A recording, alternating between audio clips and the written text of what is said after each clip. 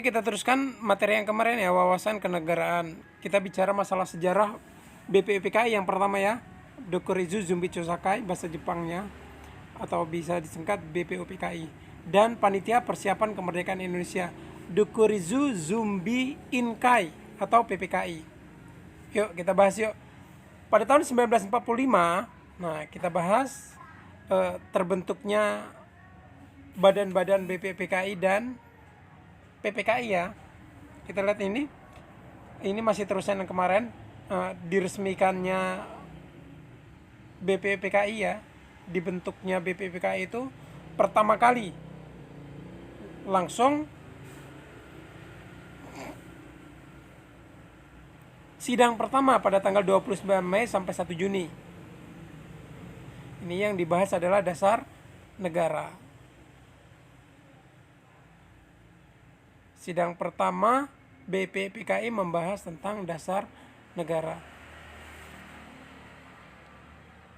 Adapun jumlah yang datang di situ ada 69 orang, 7 anggota dari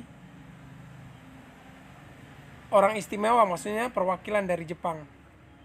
Kemudian orang atau tokoh yang pertama kali mengusulkan dasar negara itu, yang diberi kesempatan pertama kali adalah Muhammad Yamin, yang mengusulkan 5 dasar di dalam pidatonya. Yang pertama, peri kebangsaan. Yang kedua, peri kemanusiaan. Yang ketiga, peri ketuhanan. Dan yang keempat, peri kerakyatan. Yang kelima, kesejahteraan rakyat. Kemudian diteruskan, kemudian pada tanggal 1 Juni 1945 itu yang berkesempatan menyampaikan dasar negara ada I.R. Soekarno pada pidatonya yang dikenal dengan judul Lahirnya Pancasila.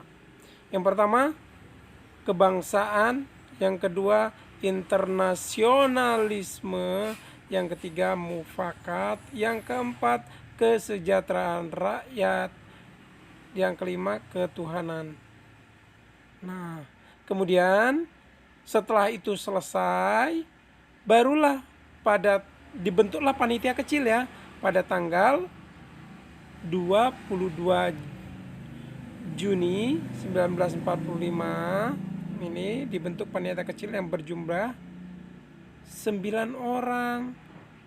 Nah, diperkenalkannya Piagam Jakarta oleh Panitia 9 yang menjadi cikal bakal pembentukan Undang-Undang Dasar 1945. Nah, di sini pembahasan Undang-Undang Dasar 1945 10 sampai 17 Juli.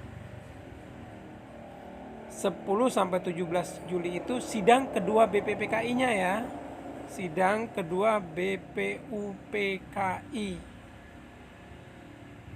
Yang dibahas apa? Membahas tentang rancangan Undang-Undang Dasar 1945.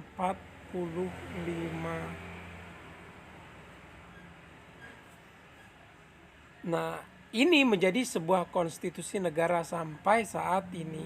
Dan itu tidak bisa dikotak-katik lagi. Itu udah valid. Kecuali ada beberapa pasal yang bisa dikondisikan sesuai keadaan.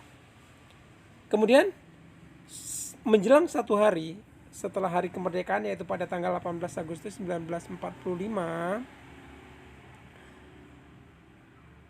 PPKI itu menetapkan ya, sidang PPKI itu meresmikan Undang-Undang Dasar sebagai konstitusi dengan revisi yang dilanjutkan.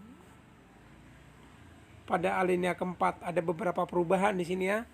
Nah, yang pertama adalah yang berbunyi sila pertama Pancasila, ketuhanan dengan menjalankan syariat Islam bagi pemeluk-pemeluknya, itu diubah menjadi ketuhanan yang Maha Esa.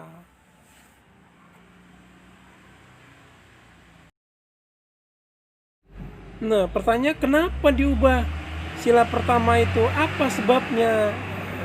Sebabnya adalah karena Indonesia wilayah timur tidak setuju dengan sila pertama. Kalau sila pertama tidak dirubah, mereka akan mengancam akan keluar dari wilayah NKRI.